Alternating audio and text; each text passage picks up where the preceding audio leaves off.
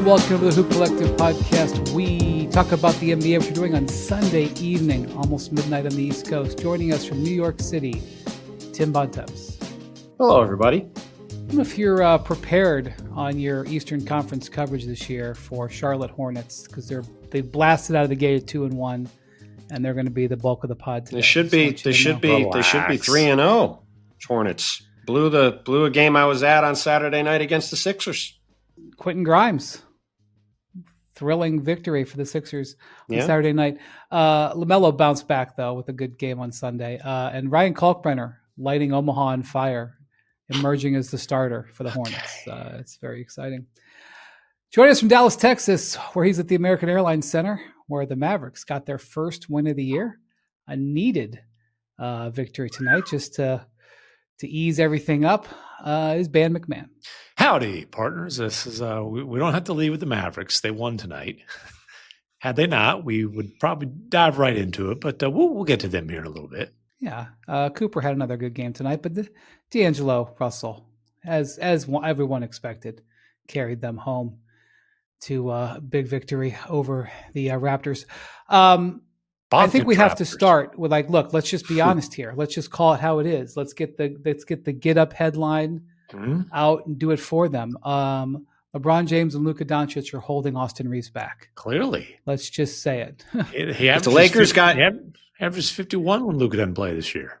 If the Lakers get to play the Sacramento Kings 82 times, they would be 82-0.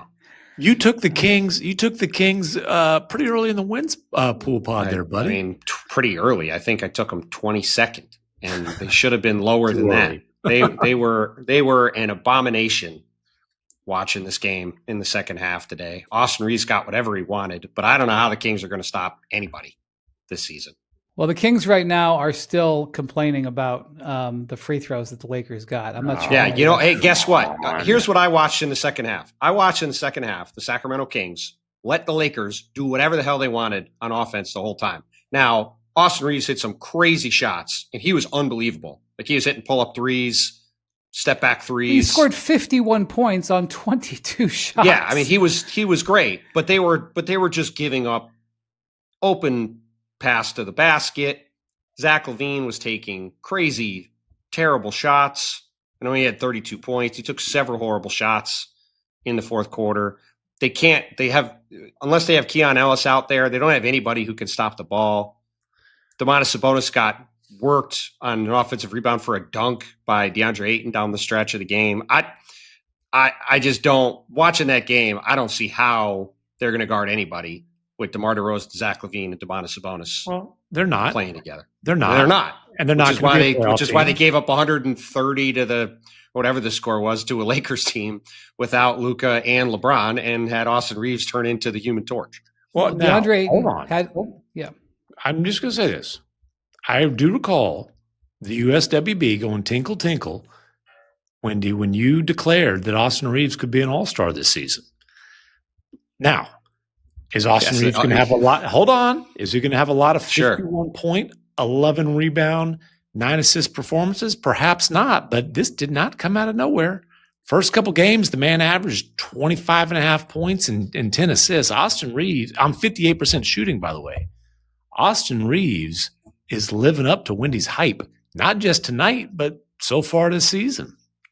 Well, what happened here was Austin Reaves was deep in his bag of using his dark arts tricks to get to the foul line. He's one of the best in the league at it, but his usage rate often doesn't allow him to do it. This game it did, because not only were LeBron and Luka out, and we'll talk about Luka in a second, he's going to miss about a week, give or take. At least a week. But then Gabe Vincent turned his ankle. He was the other starter. So they were pretty much down to almost no ball handlers. And so Austin Reaves' usage rate went sky high, plus he had it cooking. And he had 11 rebounds and 9 assists. So he's in there getting rebounds. He had 10 defensive rebounds, so he can start the offense and let her go. I mean, it was just a command performance by him. And then an iconic, perfect Austin Reaves comment after the game, which is extremely Austin Reaves in his walk-off interview, where he said, "I ain't got no words." Hillbilly Kobe, baby. It was perfect. That should be put on a T-shirt. I ain't got no words. 51, 11, and 9. No words, lots of game. Well, look, and Austin Reaves is a very good on-ball player, and obviously he's not going to go for 51 every night. But if you have the ball in his hands like this, he's not. I would be surprised. We'll see what he does on Monday night against Portland. I'm going to guess. I'm going to go out on a limb and say he's not going to go for 51 again against Portland. But he is a guy that's going to put up numbers Jackson if he has the ball in his hands a lot, and he had an incredible game. He was putting up numbers when Luka was in the lineup. I'm not. I know he can score. That's my point. If you give him the ball, he's proven he can put up numbers. He's a good player. So Austin, he's been terrific ever since training camp. I mean, as soon as throughout the whole preseason, he looked great. Jackson got some numbers from ESPN research. His 12 made field goals were tied for the third fewest in a regular season game where the guy got 50 points. The other two were Kevin Martin, who was also a specialty of the dark arts of getting to the foul line and all the things. He was sort of one of the early adopters where he would do some stuff that was just wild. And James Harden, who it was a game that he went. I don't remember this game, but James Harden went 11. So Kevin Martin in 2009 scored 50 points in a game where he went 11 of 22 from the field. My guess is he had over 20 free throws. I'm sure maybe Jackson can find it. That'd be the math. Harden went 11 of 37 in a game in 2019. I do remember that. I remember that. Who was it against? Does it say? He doesn't have that. I'm sure he'll look it up for us. But Mike Trudell, who's a Lakers sideline reporter, provided us with this Spurs-Rockets. It was a Spurs-Rockets game. James Harden went 11 for 37 from the field, 4 for 20 from 3. It was 24 for 24 from the foul line in a 135-133 double overtime loss to the Spurs. Oh, so that's all kinds of asterisks. There's 2 rows of asterisks on that performance. That's impressive, though. All right. So Mike Trudell, who's the Lakers sideline reporter, gives us these numbers. And I just want, again, if you wanted to, put a headline that said that Luka and LeBron are holding them back. The last 3 times that Austin Reaves played where LeBron and Luka did not, these were the results. Oh. Last February versus Indiana, I heard they were good last year. 45 and 7 assists. Huh. Last March versus Denver, I also heard they were good last year. 37 and 13 assists. And then tonight, 9 assists and 11 rebounds. Well, it sounds like the Lakers should give him a max next summer and not sign anybody else. And it sounds like they'll be off to championship land. That's what it sounds like to me. For other teams as well. I will say this. One thing that's not in doubt is his value on his contract this year. But Bontemps does point out a difficulty as people think about the Lakers with all their free agents. It's one of the reasons why getting cap space isn't the greatest thing in the world, because sometimes you got to pay your own guys, and they can only spend to the cap then. Now this is early. There's obviously a whole season to play out.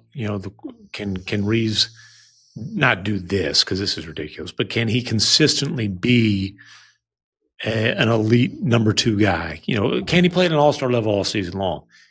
If the answer is yes, then I think the Lakers can go into next summer thinking, hey, we've got our number 1, we've got our number 2. Let's fill this out with defensive-minded. But that's the problem. They can't. Shooters. That's the problem. The problem is they can't.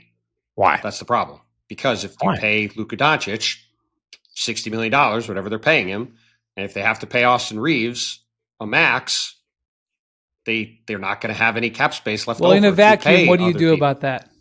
In a vacuum, what do you do? I'm not saying there's a good answer to the problem, but that's the problem. Well, there's an answer. In a vacuum, what do you do?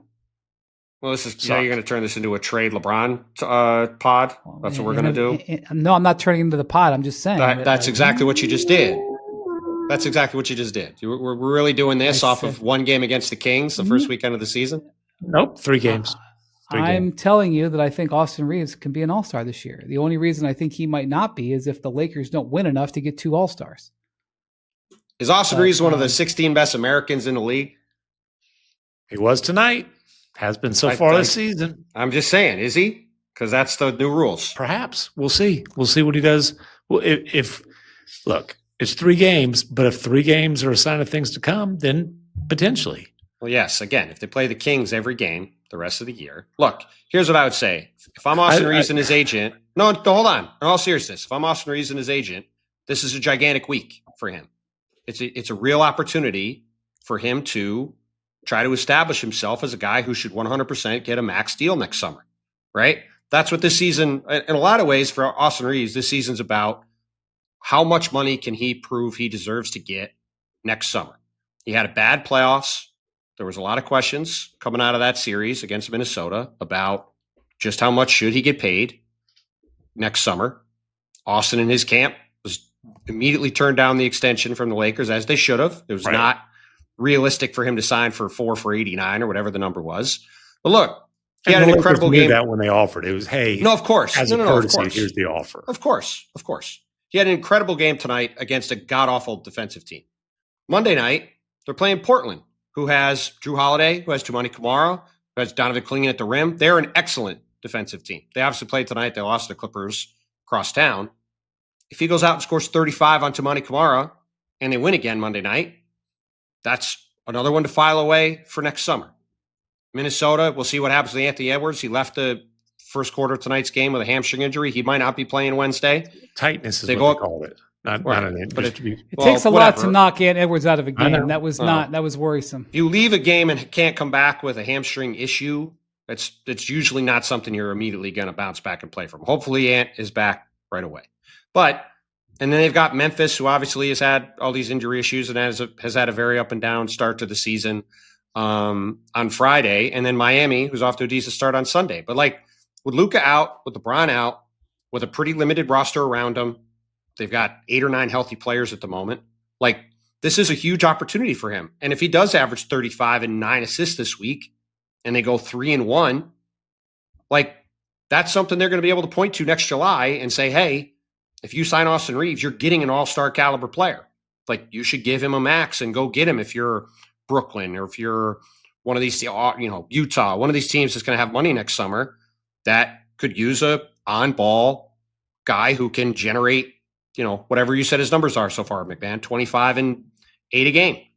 It was 25 and a half and 10 going into tonight. I'm not good enough at math to do it right away. The numbers are going to be over 30 a game then, and what is it?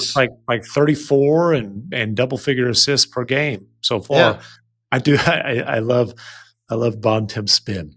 Austin Reaves is off to a great start. Here's why that's awful news for the Lakers. I didn't say it was awful news. I didn't say it was awful news for the Lakers at all. I mean, that was a really important game tonight. They needed to win that game.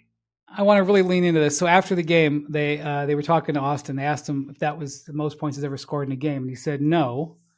That he scored 73 points in high school, and the Twitter sleuth immediately went out and they found the game that he scored 73. It was in a triple overtime game. He scored 73. Triple overtime in high school is probably only 47 minutes, so even better. Yeah. So his team won 117-115 in triple overtime, and he played for Cedar Ridge, and they played against Forest City, which apparently was a bitter rival, and they had a star player named Robert Glasper, and Robert Glasper scored 59 in that game. I just looked him up. He goes by RJ Glasper, and he's now playing in Greece. Okay. He's averaging 18 points in the Greek league. Awesome. Bontemps is just he's in hell right now. But I think it's insane we're talking about RJ Glasper. Well, I'm going to say that's this. What I would say. What I'm going to say is it's the NBA season. It's a regular season night. Let's just have some fun. We are. Clearly, we're talking about RJ Glasper. What else are we doing? Hey, he had 59 in a game against Austin Reaves, future NBA All-Star. Well, maybe it NBA for Bontemps is no beaming allowed. The There's definitely no Beeman in Sacramento tonight. That's for sure. The Kings. That's true. The Kings were just incensed at 46-18 on free throws. DeRozan, Doug Christie complained about it. I was incensed at the Kings defense. I don't give a crap about. Well, DeRozan knows about about getting to the free throw line, and DeRozan got to the line one time, and Reaves got there 22 times. Hold on. Who are the refs? Oh no! I didn't get to watch the game, but I'll tell you if it was fair or not. Who are the refs? I don't know who the refs were. We don't need to get into a ref dissertation now either. All I know is our guy James Capers was in Cleveland tonight for Giannis. I saw old Tyler Ford was in San Antone. Hey, speaking of which, did you see Jordy Fernandez got teed up with 3 seconds left? Did you see that? Yes, he did. It ended up being the difference in whether they covered or not. That is funny. I don't know. Too soon. Was it our little buddy Tyler who got him? I turned it off before then. I do not know who teed him up. Look. Let me look it up. He got teed up. I got to figure he had some pretty choice words and they were just like, you know what? You're paying a fine. Listen, Tyler wants to set the standard early on. I can't get on that website right now. All right. Anyway, it was a great night for Austin Reaves. It was an important night. The Lakers needed that win. Well, by the way, they don't have Luka for a week, and they've got good teams coming up, and Sacramento was not good. Like, that was a game they needed to win. Well, the game was in Sacramento. You know, you never assume anything on the road in the NBA. But that's a game. If the Lakers are going to make be a team that's in the top 6 in the West, like, you've got to go to Sacramento and win. Ayton had his first really good game as a Laker. He had 22 and 15, although he was -6. I don't know. I'd have to look more into that, but his stats can be deceiving, but they have been for his whole career. Anyway, there's some teams that are already pretty banged up. There's some teams that are already missing multiple starters who've gone out, and the Lakers have 8 healthy players right now, and they got to play a back-to-back at home against Portland on Monday. Right. Okay. So I say let America celebrate Austin Reaves for the next 24 hours. I don't think you're going to have any trouble finding people to celebrate Austin Reaves and the Lakers winning, including I ain't got no problem. I'm sure Austin Reaves will be all over Get Up and First Take, and I'm sure they won't. It's the NFL season. The Cowboys got blown out. I'm not sure you're aware. I bet Austin Reaves gets mentioned on Get Up and First Take, and I bet there'll be all sorts of coverage in NBA Today of him. He'll get mentioned. Hey, when the Cowboys got blown out, that was just as the Mavericks were about to tip off in that game ended. I said, well, listen, that'll help Nico's. that'll help take the heat off him, and then the Mavericks came out and got him one. Yeah. Temperature down. All right. By the way, happy birthday to our Lakers writer, Dave MacMahon, who claims to be 34 years old. We probably should talk about 43. It's his perk year. We probably should talk about the guy who scored 49 or 50 the other night getting hurt too. Before we leave the Lakers, since we just so Luka was a surprise. He was not on the injury report, was he? Yes, he was. He was questionable. Oh, okay. And then he was ruled out. Was he on the injury report for the finger and the leg? Oh, the finger. All right. So they say he's a lower leg injury plus a sprained finger. Which finger is it? I don't even know. Oh, I'll show you. Actually, I don't know. I'm not certain. He's shown that to you before. Yes. Yes. By the way, the referees tonight in Sacramento, Leon Wood, one of the most veteran NBA officials in the league, former NBA player, Kevin Scott. Got one of the most fantastic Southern accents. I was going to say he might like Austin just because of the accents. Go on. Mitchell Irvin. Oh, Mitch is solid. That's a good crew. This is a veteran crew. Whining. That's a good crew. This is a veteran crew. Trust me, there's some crews out there that ain't veteran crews. All right. In Dallas tonight, MacMahon. Finally, Bontemps can talk about the Mavericks. But what about Bontemps' Toronto Raptors, who I thought were on their way to 54-4 wins? Hey, I tell you what, dude, what an abysmal defensive performance. This Mavericks team couldn't score for the first 2 games. They were the worst offense in the league. They gave up 139. Dude, off of made free throws, it was like dribble, layup or dunk. It was unbelievable. But 2 teams that can't shoot putting up, I think, 139, 129 was quite a defensive performance. The Mavs had 70 points in the paint. they were pretty much running at will. They were 29 of 39 from the line. They got to the line a whole lot. That's it. They want to play fast. They want to put a ton of pressure on the rim. Cooper Flagg had an unbelievable dunk over old Sandro Mamu. Can't pronounce the rest. Mamu. He just, his friends call him Mamu. Yeah. One of those where they get a stop. D'Angelo One of Kevin Pelton's favorite players in the NBA. Well, I tell you what, he might need to call Pelton tonight for some soothing of the ego because it got bruised on this play, my friends. By the way, beautiful half-court logo. The Mavericks are in the vintage, with the old cowboy hat. Beautiful. Very cool. Anyways, very cool old school green jerseys. Yes, Justice Cooper Flagg's crossing half court, that beautiful logo. Had a foot on the hat when it gets that look-ahead pass. One dribble, two more big old steps, took off from outside the block and just posterized Mamu and one. And that capped a 26-9 run in the third quarter. Like the Mavericks, they were down 7 third quarter. I'm like, oh boy. Just, seized control of the game. They end up winning it, obviously, fairly easily by double figures. 22, 4-4 for Flagg. He's the youngest other than Jermaine O'Neal, Kobe, T-Mac, and LeBron to score 20 in an NBA game. And his first win, obviously the limelight's going to be on that, or the spotlight rather. I tell you what, though, the D'Angelo Russell thing is pretty interesting. D'Lo did not play in the second half against the Wizards in that loss. I actually got off the bench, but it was to go ride the exercise bike in the second half of that game. J. Kidd gave more minutes in the first two games to undrafted two-way guy Ryan Nembhard than he did D'Angelo Russell. Well, D'Lo came in, first sub off the bench today. And honestly, he missed like his first 7 or 8 shots, but he was making things happen, and he ended up having 24 and 6 off the bench. And for a team that is just starved for creation and shooting, I think it's hard not to play the guy. Like, listen, I let's just be frank. There's a line of coaches who have had D'Angelo Russell who can probably understand why J. Kidd doesn't want to play him. But you don't have a whole lot of guards on this roster who are available. And certainly, you don't have a guard in the starting lineup.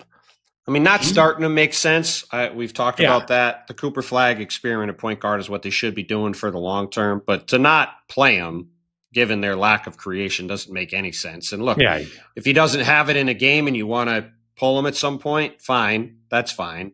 But he can have nights like tonight when he can really get hot and make a bunch of shots. And like you said, the Mavs don't have a lot of perimeter shooting. They don't have a lot of shot creation really on the team. So he probably should be a 6-man guard anyway, really. Mm-hmm. And so have him come in and do that, and he'll be able to win him a few games this year by doing what he did tonight. And it won't be the only time that he does it. He was very good in that game. They still committed to 18 turnovers a night, which is actually brought their average for the season down a little bit. They had 8 or 9 in the first quarter, right? They had 8 in the first quarter, 12 in the half. So they got that calmed down in the second half. But again, part of the turnover issue, the last game, Flagg had 5. I think AD had 5 or 6. PJ Washington, who's basically their secondary playmaker in the starting lineup, had 8.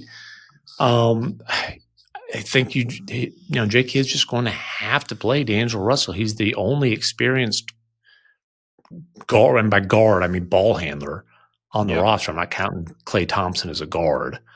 So it was interesting that also when he came in the first time, he played 13 straight minutes. After DMPCD for a second half to 13 straight minutes, I thought it was an interesting deal. But to D'Lo's credit, he handled it like a pro, gave the kind of, hey, stay ready cliches, coaches experiment, try to figure things out, blah, blah, blah. And he was ready to roll. Where is, so let me ask you this. You've seen the Mavericks for a week. You've seen this lineup, what they're trying to do. Kyrie's months away. Mm-hmm.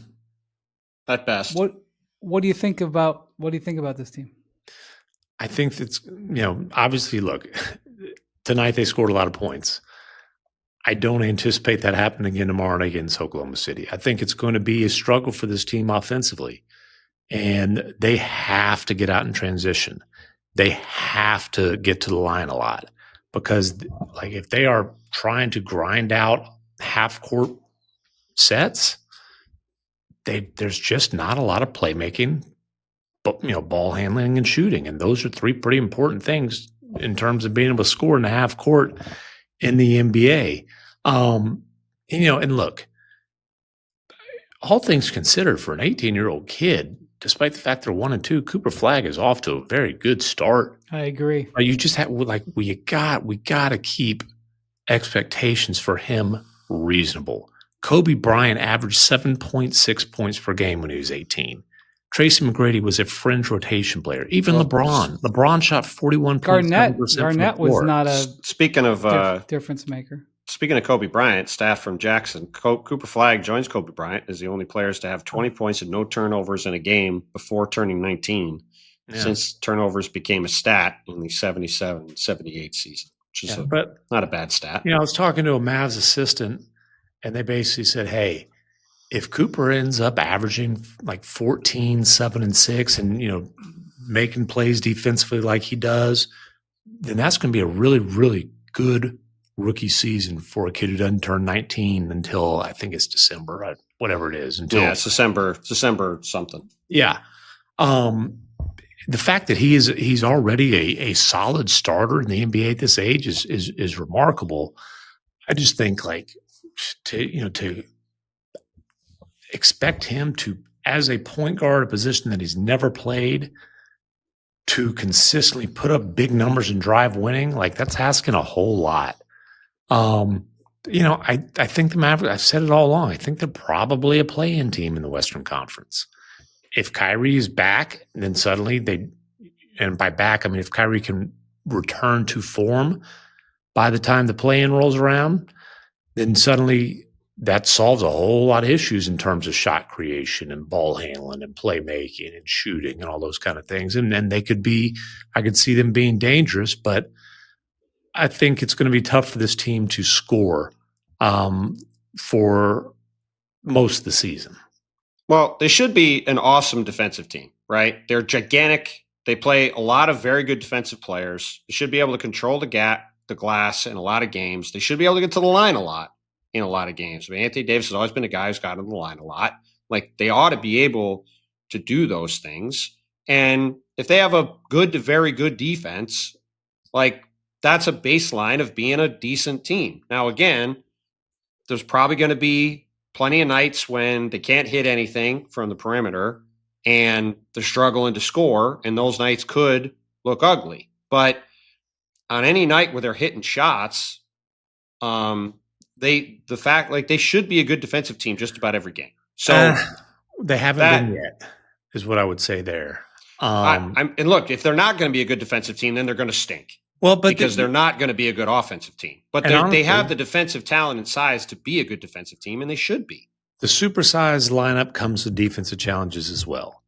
While I think we all agree Cooper Flagg is going to be potentially an awesome defensive player, 6'9", 18-year-olds don't have a whole lot of experience guarding ball handlers in the pick and roll. Having to guard a lot on the perimeter. Their on-ball defense has not been good so far this season. Look, Clay tries, but Clay's in his mid-30s with a major injury history. D'Lo's not a good defensive player. We all understand that. Their other guards, Nembhard and Brandon Williams, are tiny. They're small. So just getting out to 3-point shooters, they've got some perimeter defensive challenges. The hope is they can be so dominant in the interior defense that they can kind of minimize some of their perimeter defensive concerns. You mentioned in passing just Oklahoma City. I just want to have a little side comment here. I just want to point something out about what Shea has done in his first week. Granted, the actual counting stats are totally skewed because he's played 4 overtimes. So I'm not going to focus on the fact that he's averaging 40 points. just want to point out that through 3 games, Shea is shooting 66% on 2-pointers. It's not bad. Because he is going to that mid-range and it is just smooth and efficient and incredible. He's also averaging 15 free throws a game. Now, granted, heavily influenced by the fact that he had the overtime games, but against the Hawks on Saturday, you could very clearly tell that that Quinn Snyder had drilled into his team. Do not foul him. In fact, I'm even wondering if there was some sort of threat or bounty for not putting on the line. And he got 4 free throws and still scored 30 points in 29 minutes. Here's the thing. I think he has the best pump fake in the league. And part of the threat is like, dude, you don't want him to be able to rise up and get a clean look because he's so damn efficient at the mid-range. But like, you go back to the season opener, he gets KD flying in the air on a pump fake from like 18 feet, and boom, it's an obvious foul. He goes to the line for the game-winning points. He's so good at the pump fake, so good at the footwork. It's hard not to foul the guy. And his scoring and his efficiency is even more impressive when you consider they don't have their number 2 guy. And actually, their ball, I would actually just, one thing I would say, despite how great he's looked, their ball movement without Jalen Williams has reduced. Well, and without Isaiah Joe, who's a great spacing player, an on-the-move shooter. They don't have 2, a major bench piece and their co-star. The ball is sticking in Shea's hand a lot. That's the one area where on the high level where if you're taking like a 30,000 foot view of the Thunder, they check so many boxes, particularly defensively. And not that this is a criticism, but one area where they are not elite is the number of creators that they have. Yeah. And they're leaning heavy on Shea. Although, let me tell you, AJ Mitchell's a player, boy. They got him another Presti special there. 2nd round pick, started on a 2-way. It's going to be hard. It's going to be hard not to continue giving that guy a significant role, even when J-Dub and Isaiah Joe are back. Now Caruso's out too. By the way, they signed 3 max contracts, but they got AJ Mitchell. So the thing about AJ Mitchell, when you talk to people in Oklahoma City, he basically as a 2-way last year. So they signed him as a 2-way. Mm-hmm. He was playing. Dagonaut was playing. He was a rotation player right off the bat. Yes, and he got hurt, mm-hmm. and then he didn't play as much after that. So he had to get surgery mid-season, and then they were off to a 68-win championship season. Okay. So do you know the contract they signed him to this summer? It's like I do. It's under $3 million a year. It's under 2% of the cap for the next 3 years, which again, when you have 3 guys on max deals to have depth around them, that's exactly what you need to do. And that's why the Thunder are in the position they're in and will be for quite a while. So far this season is averaging 18.7 points, shooting 47, 42, 100, and 4.3 assists, and he's got 1 turnover in 3 games. Yes, and he will not have this role probably this large when the team is fully healthy. But the point is that from day one, they had something here, and they've developed him, and now he's a real bona fide rotation player. I actually think he's going to play over Isaiah Joe and a bunch of those guys. Well, I don't think his role is going away. Yes, he'll handle the ball a little bit less when Jalen Williams is back, but he's going to be in their rotation going forward. And by the way, guy who drafted in the middle of the 2nd round, Brooks Barnhizer, is already looking like a guy who can give him some minutes and is already playing on a 2-way sum and very well might be the next guy that they end up. Well, it's 3 years and $8.7 million, by the way, is what they signed AJ Mitchell for. That's about what you got, right? We're a little far afield from the Mavericks. I'm sorry. It was my fault. Oh, I said what I needed. Now, listen, I will look.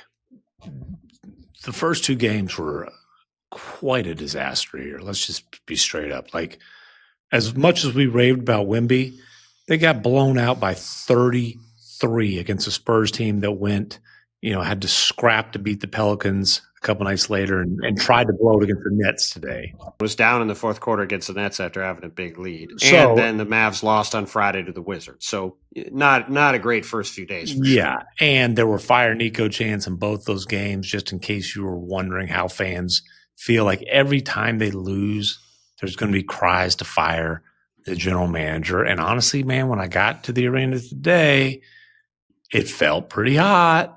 This calms things down. It's not a triple-digit temperature right now, but it ain't room temperature. Well, and look, to go back to what you said before, right? They gave up 125 to the Spurs. They gave up 117 to the Wizards. Which is hard to do. And they gave up $129 even in the win today to a Toronto team that, again, like Dallas, does not have a lot of perimeter shooting and, is playing Jakob Poeltl and RJ Barrett and Scotty Barnes and Brandon Ingram are iffy perimeter shooters. Like, you should be giving up $129 to them. And the theory of the case for Dallas to be a play-in team, forget a playoff team, with Kyrie Irving out, is they have a really good defensive team like Orlando was the last couple of years with a bad offense and they grind out wins. Yeah. Well, if the defense isn't going to be good, the Dallas Mavericks will not be good. They will not. No. Maybe they squeak into the play-in because they're competing with the Sacramentos and the Phoenixes of the world, and it's a race to the bottom for the last spot in the play-in, so maybe they sneak in. But that if they have to be a good defensive team to have a chance to be competitive, and your points about the perimeter defense are valid, and if that ends up being an ongoing story, Dallas is just not going to be good this season. And at some point, it's going to be a question of, well, given this is the 1 year Dallas has their pick, does it wind up making more sense at some point to pivot in that direction to try to get some other good young player in a loaded draft alongside Cooper Flagg going forward? Yeah. And I'd like to apply for another digression.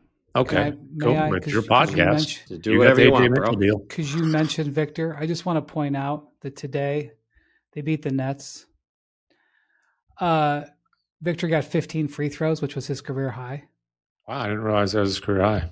He did take 6 threes, which is higher than his average. So including one from the logo right after he swatted 2 shots. It was a 2-for-1 at the end of the first half. Hey, multiple NBA people reach out to me. Yeah. Multiple NBA people reach out to me within an hour of that moment and say, go back and watch this play from this game. That's ridiculous. It was Victor unbelievable. had 6 blocks today. He has 18 blocks in 3 games. I mean, yeah. And by the way, he only had 3 in the opener. So do the math. He has 15 in the last 2. Anyway, but just to keep the point of, he's, this focus on him to get to the line is, and just to complete our Nets coverage, because, we don't get a lot of it. Cam Thomas did score 40 today. Hey, and to complete our top of the lottery coverage, which we will get a lot of, but dude, Dylan Harper's home debut for the Spurs, listen to this line: 20 points, 8 of 11 from the floor, 6 rebounds, 8 assists, 2 steals, no turnovers, plus 33 in 29 minutes. Yeah, Dylan Harper is going to be a dude. He's pretty good. He didn't, his efficiency and shooting were not great the first few games. That's not unexpected, because you often see rookie guards their percentages are kind of low, even guys who have Hall of Fame careers. Mm-hmm. But he rounded back into form with 8 of 11. Yeah, and he had one. He stunk in shooting the ball in New Orleans. He was 7-14 in the opener, 3 of 12. So then he got back. Dylan Harper's going to be good. I tell you, he's for being a young kid. He's 19. He definitely came in with an NBA body, 6'5", 215, and knows how to use leverage. It's almost like his dad. Almost like his dad was a longtime NBA big guard. Mm-hmm. Speaking of tanking, I was with a scout here in Omaha yesterday, and he was quickly going off to Knoxville today. See Nate Ament. And Cam Boozer. These dudes, like, did they scrimmage each other today? I have no idea why Tennessee and Duke played in an exhibition game, but they did. And Cameron Boozer had 24 points, 23 rebounds, and 6 assists against Duke. Well, he plays for Duke, so against Tennessee. I'm sorry, against Tennessee. Yeah, look, this draft is better than last year's draft by a decent amount. I mean, these guys are in exhibition games. Last year's draft was really good. Hey, at the top. Can I say something though? And sure, about the whole tanking thing. The fact that there is FBI involved gambling charges, including stuff related to tanking, or at least the investigation related to co-conspirator number 8 saying, hey, we the Blazers are tanking, get a bet in. How is tanking not just completely messing with the integrity of the game just as much as the gambling concerns? The NBA's got to get its hands around the tanking issue. Got to. What? Okay. I just have a what are we supposed to do with teams that are bad? What are we supposed to do? I don't know. There are teams that are going to be well, no, but hold on. Everybody yells and screams about tanking. Got to get rid of tanking. Tanking's the worst thing ever. What do we do with these teams that are bad? Okay, I understand that. But there's always going to be bad teams. There's always going to be teams that are losing at the end of the season. There's always going to be teams that when you get to mid-March, there's nothing for them to play for. So, yes, the idea of let's abolish tanking, I agree. I would like every game to have meaning.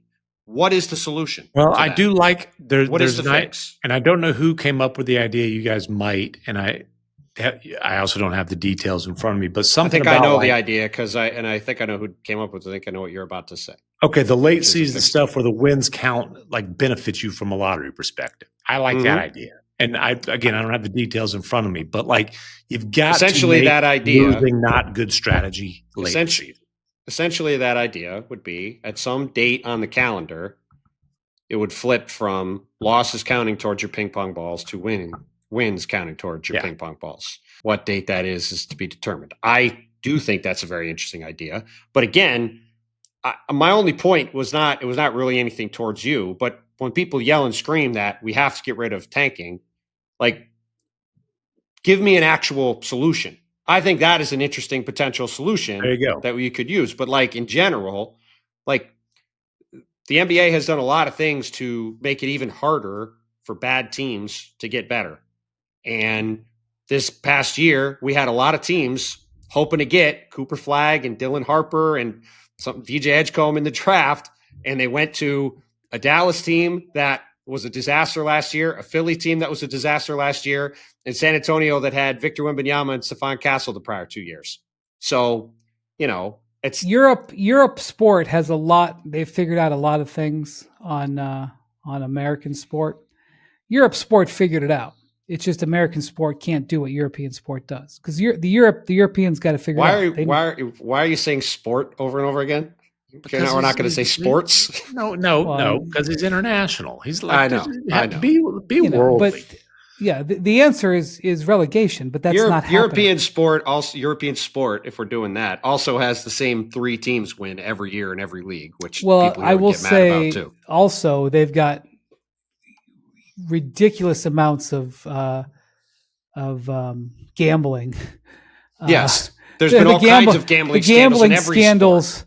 Yes. Go down a little rabbit hole about the about volleyball, about what's happened in volleyball. Forget volleyball. How about the best teams in the Italian soccer league all getting dinged for match fixing 10 years ago? Oh my God. I mean, I once spent a day in London at Sport Radar's integrity unit, where they monitor betting for irregularities, like the alerts that set them off about Terry Rozier, about Jonte Porter.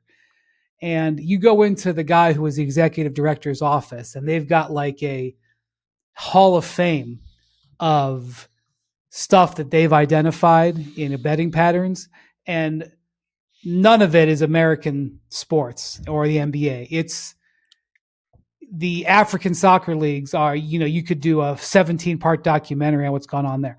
Anyway, we're far afield. I agree with both of you. I agree with you, MacMahon, that the root of the issue here is tanking. And I agree with you, Bontemps, that it's not something that can. Well, we that can all be agree fixed. on the first Well, part. and- Because- we all and want to also go tanking, to we all want to like- go to games that matter. Yeah, I just like, let's just be real. The last month of the NBA regular season is abysmal because you've got 12 teams that are trying to lose. By the way, it's gotten better because of the play-in tournament. Yeah, they've yeah, they've that helped. taken they've Well, they've by the made way- strides. And They've by made the way, strides. the same thing happens in the NFL. The same thing happens in baseball. It's the same exact thing.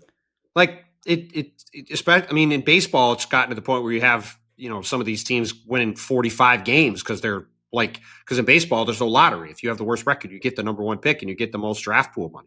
So it's not like this is only an NBA issue. You have teams at the end of the season every year in the NFL fighting over trying to have the top pick or the Sometimes second not pick or enough. the third pick. Arguably, they don't what pay happens attention in to the it NFL enough. is coaches who are going to get fired. Like, screw you, I'm trying to win. Well, yes. I mean, obviously it's a smaller sample size, so one game can shift things, but it's a problem in general. But to your point, MacMahon, the fact that in the NBA it's a lot of games over a month, it stands out.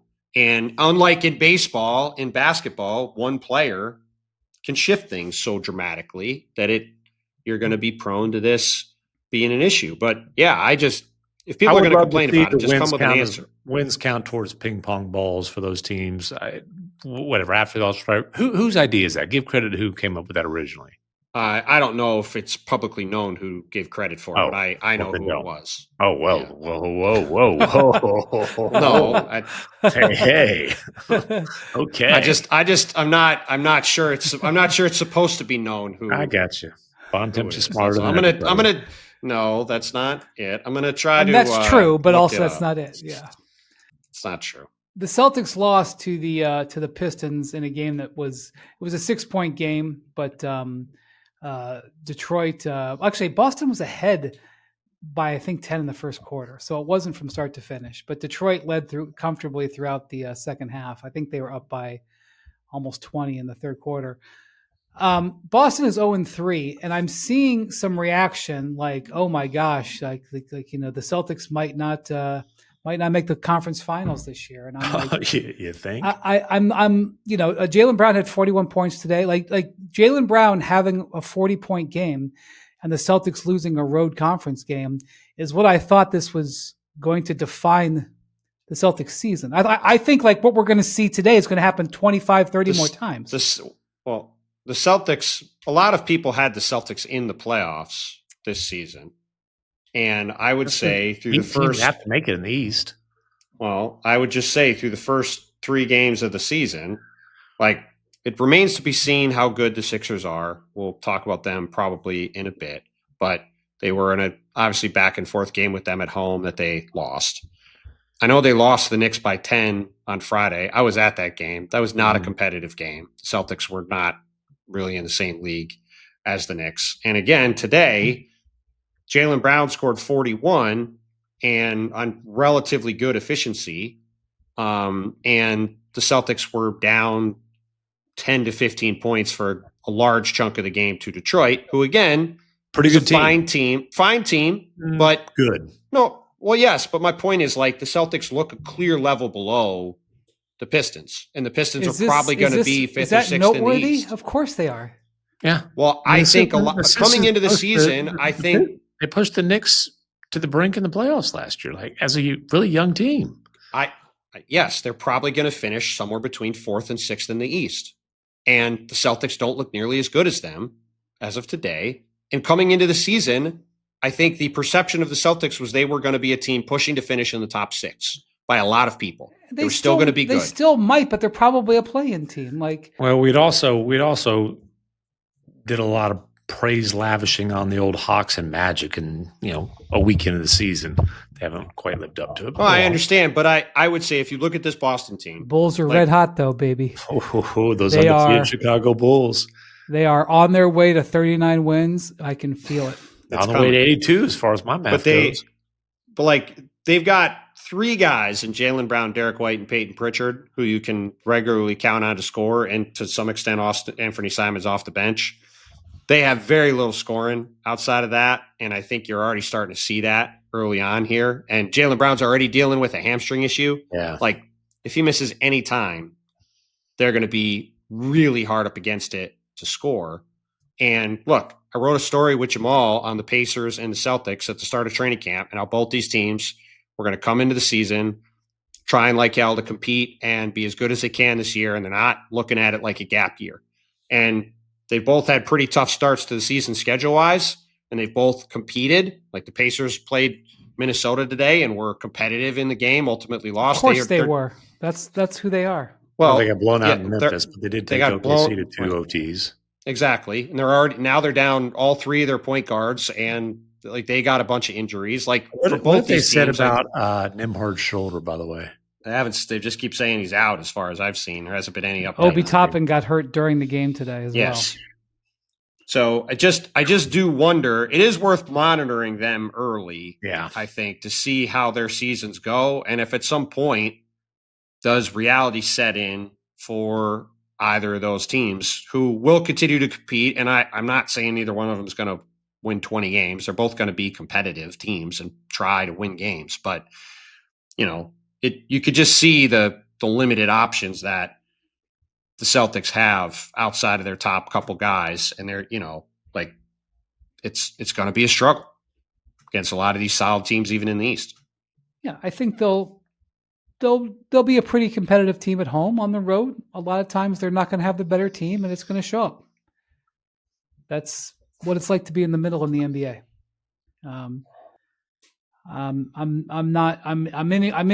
I have no reaction to them being 0-3, other than the fact that they haven't been 0-3 in like 14 years because they've usually got a really good team.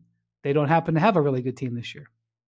I mean, I don't think it's that remarkable.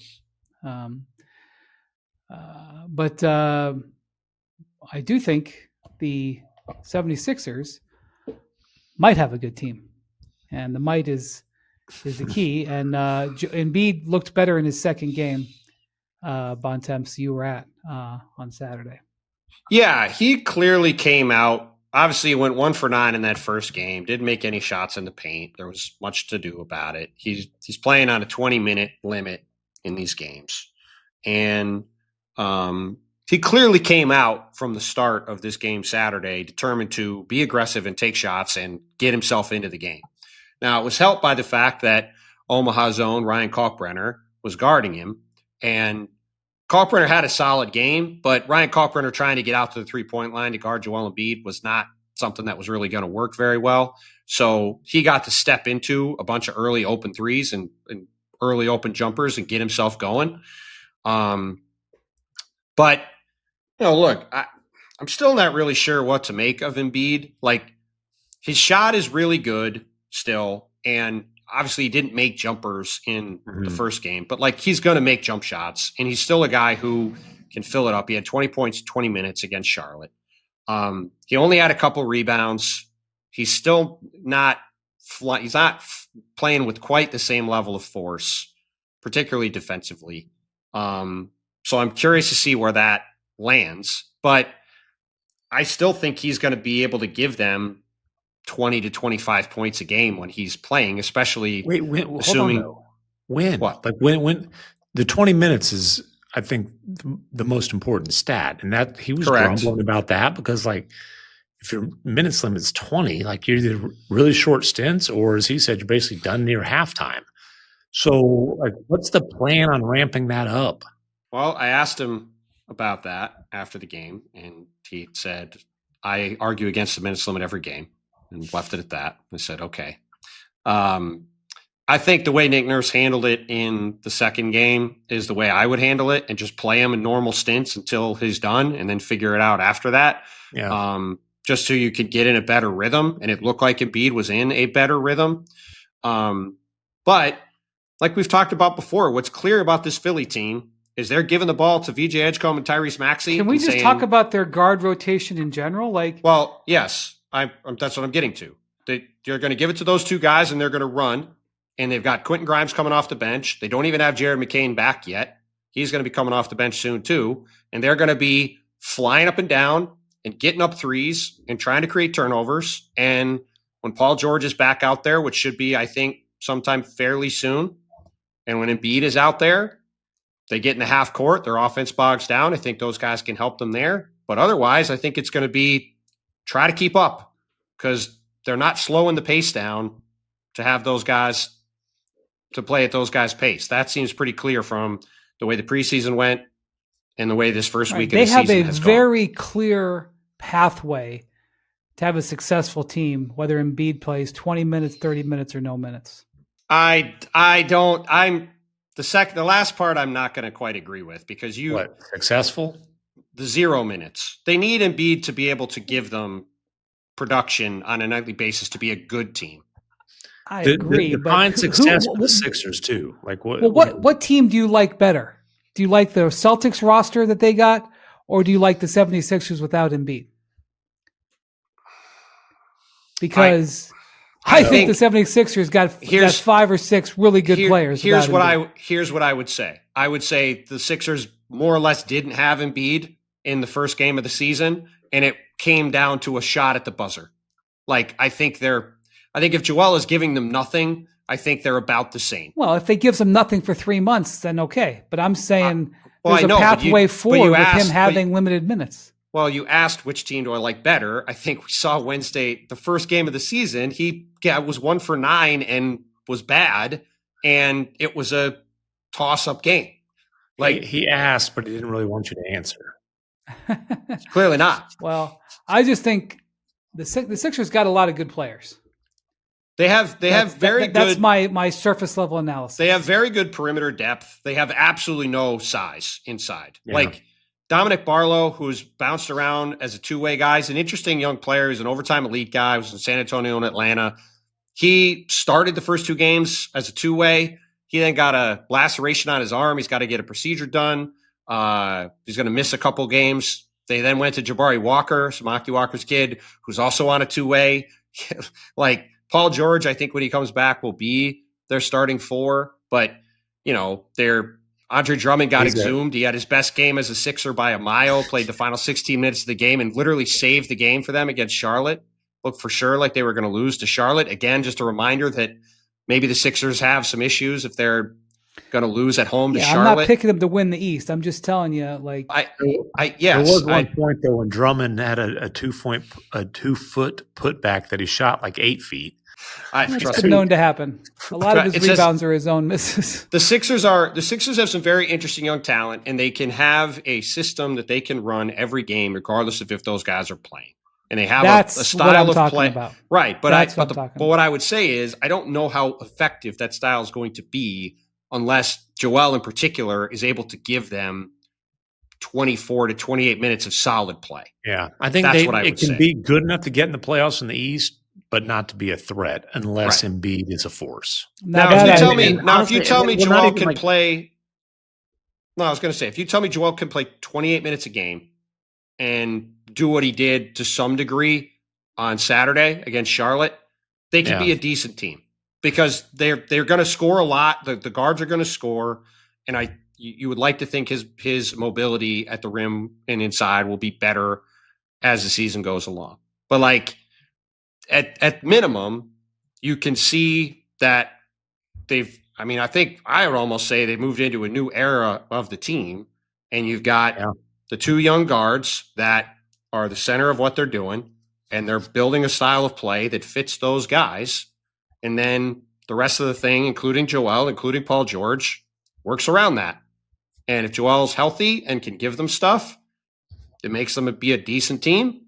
And if he can't, well, at least they've got those 2 young guys and they're building a style of play that they're going to be able to carry forward one way or the other. But like you just laid out, if Paul George can't play, if he's not available, there's a glaring hole for them at the 4.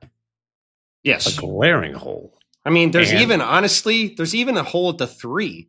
Like Kelly Oubre is starting. Kelly Oubre is the only real 3-size guy that they're playing. I mean, Justin Edwards is like a 2-3. Yeah. And the rest of their guys are all pretty small. Yeah, Grimes you can try to play. He's another 2-3. Like they're both like more 2 than 3, can do it a little bit, but like they're just a very perimeter heavy team. which again is part of why they're playing so fast and leaning into the young guys. It's also where most of their talent is. But that is where they really need Joel, and even to a lesser extent, Paul George, to be able to give them some production and some semblance of size for them to be, to have a chance to get in the top 6, I would say, to be the top Sixers on the other end of the spectrum. Well, I think we saw was there 4 or 5 40-point games just on Sunday? There's been a lot of been 3 50-point games already. Wait, have it really? Yeah. Which one did I miss? There was Shea. There was Reaves. What am I blanking on? Aaron Gordon. That's right. Dude, by the way, man, 10 threes. Aaron Gordon had a tough year last year in terms of health. He looks good coming out. And then obviously not just in threes. Did you one of the most ridiculous plays so far this season? Did you see? I know you got, I think I sent it to you. The half court set where he caught the lob and threw down 360 from Joker. I mean, Aaron Gordon looks fresh and ready to roll. Yeah, Denver is, Jokic is not putting up big scoring numbers, but Denver's, Murray also looks pretty healthy. Joker didn't take a shot until there's 2:36 left in the second quarter the other night, and he already had 10 assists or 11 assists at that point. Yeah, he's very active. He's very much looking, historically, I mean, there's variance in here, but historically, the more he scores, the less effective they are. Yeah. So he's, I think, trying to lean into that. All right. Very interesting first week. More interesting second week. Hopefully all on the basketball court. Hopefully basketball wise. Hopefully not otherwise. Yeah. But we'll be here to talk about it all, and we will be talking to you later this week. Thank you to MacMahon. Thank you to Bontemps. Thank you to Jackson. Thank you for watching and listening to the Hoop Collective. We'll talk to you soon. Adios, amigos.